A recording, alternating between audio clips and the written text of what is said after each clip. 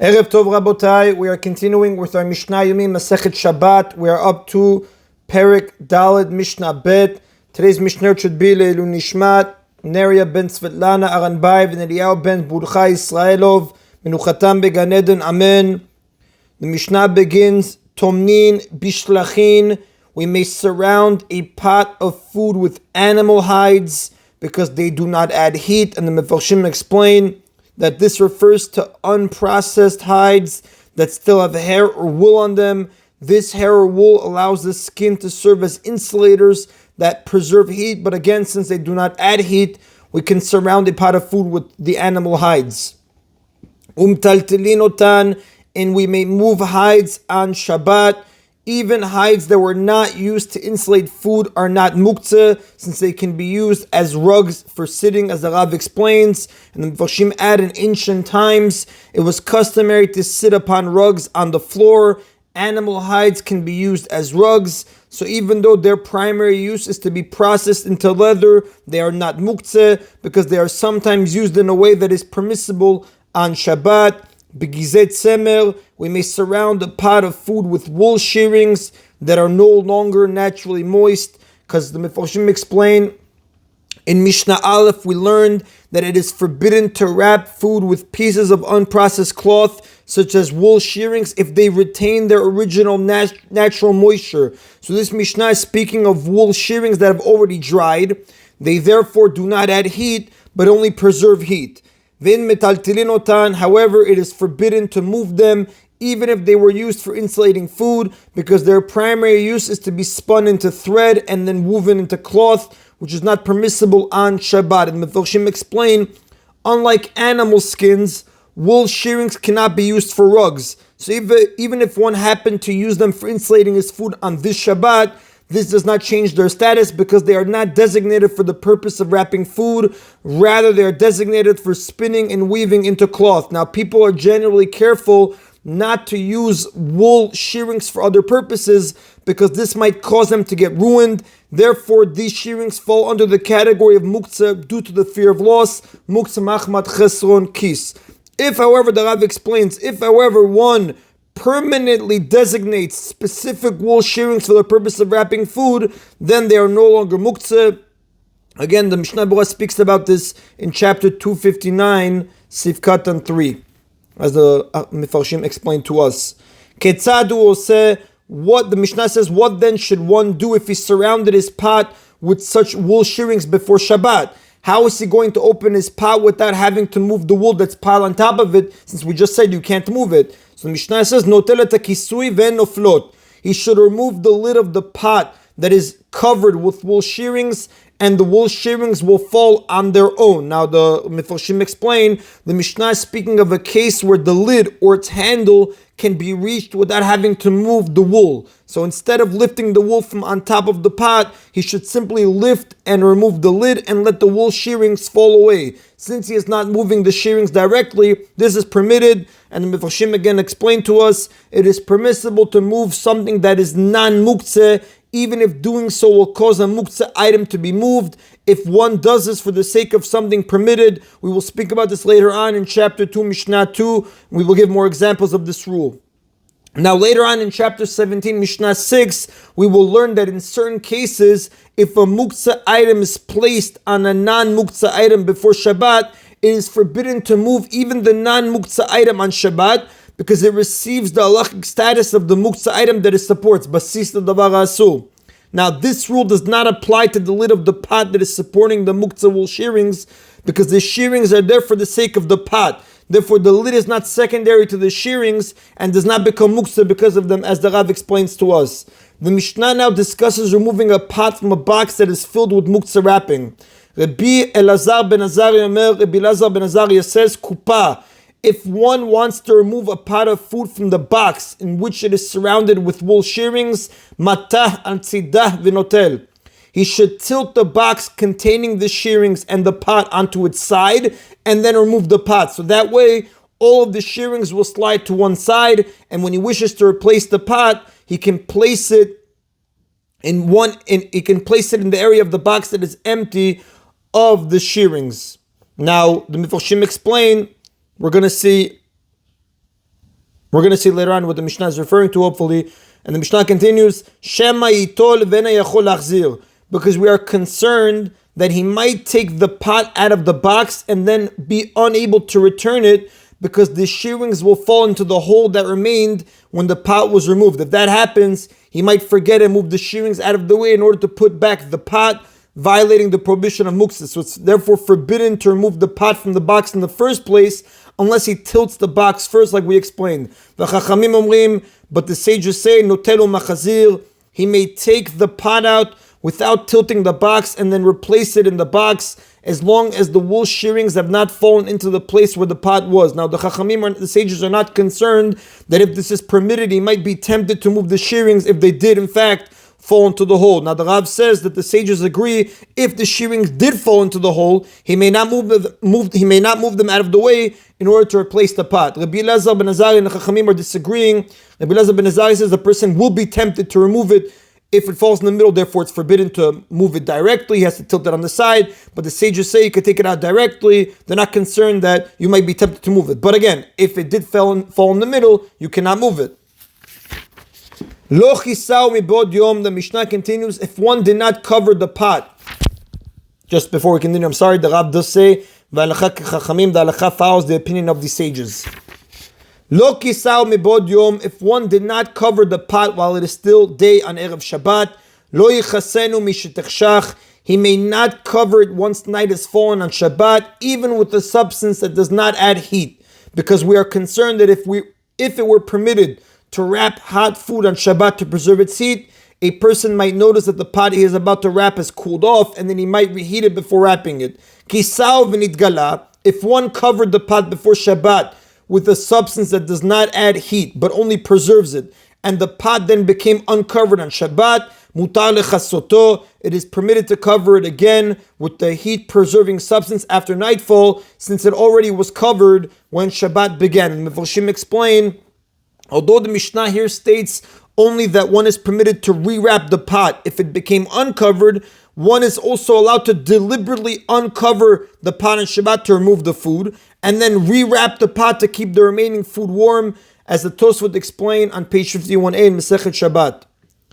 Mimale takiton, the Mishnah concludes by discussing wrapping cold food on Shabbat.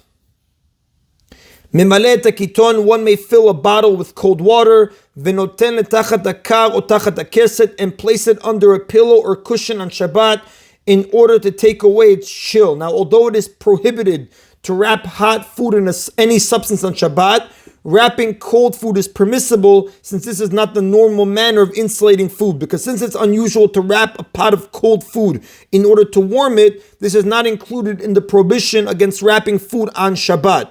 Now, the prohibition against insulating food in substances that add heat, which applies even on Erev Shabbat, include wrapping even cold food. The only leniency, the only permission here is to wrap it in substances that do not add heat but only preserve heat.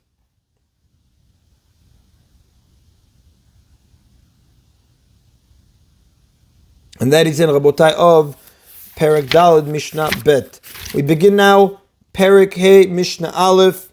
The Torah forbids the owner of an animal to let it perform a melacha on Shabbat, as the pasuk says in Sefer Shemot, chapter 23, pasuk 12. And on the seventh day you shall rest from work, so that your ox will be at ease as well as your donkey. So here the Torah forbids someone to let his animal do melacha on Shabbat, as the Yerushalmi says in chapter 5, halakha 3. This area of halakha is called shvitat behemto, resting of one's animals. However, the Mefarshim explain, Rashi on that pasuk, one may let his animal graze on Shabbat, even though it uproots the grass, which is an act of kotzel, reaping. Grazing is permitted because the pasuk states that your animal should be at ease, and were one to prevent it from grazing, it would not be at ease but in pain.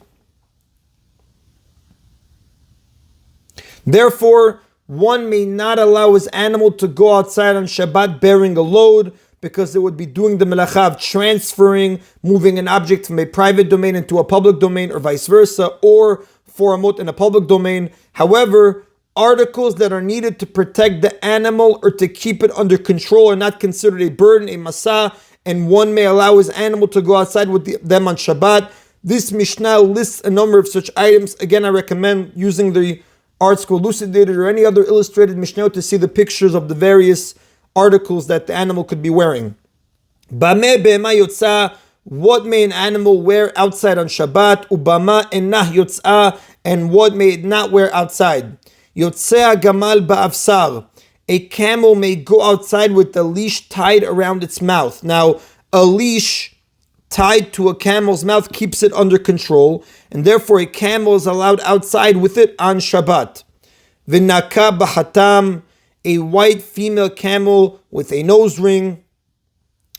And the Mefarshim explain a white female camel is harder to control than other camels because it has a greater tendency to flee, as Rashi explains on page 51b in Masechet Shabbat. Therefore, its leash is not merely tied around its mouth, but is attached to a metal ring inserted into its nose. Since this nose ring and leash are needed for its control, it may go out on Shabbat wearing them. Now, the Mefarshim do add, this type of camel is permitted to go out with the leash attached.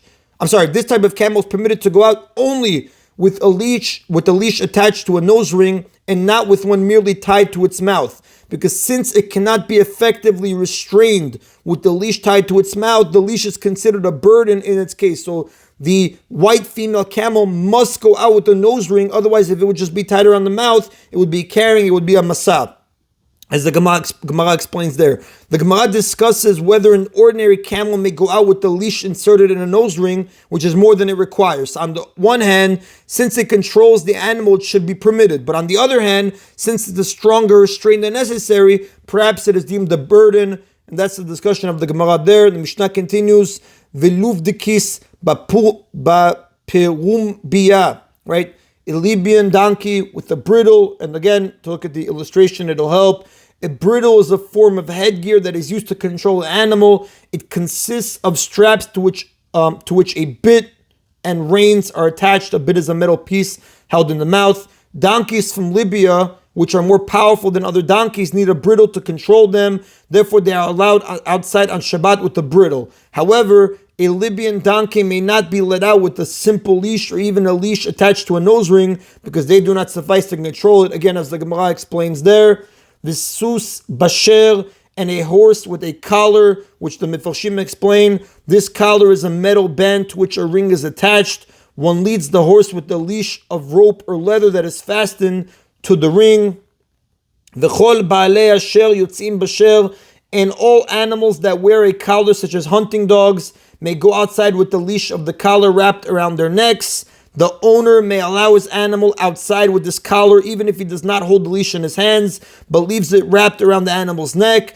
If the animal tries to run away, he can grab the collar or the leash to restrain it. Since the collar and leash can be used in this way to control the animal, they are not considered burdens, as Tosfot writes on page 52a in Masechet Shabbat. V'nimshachim basher, or being pulled by the leash of the collar.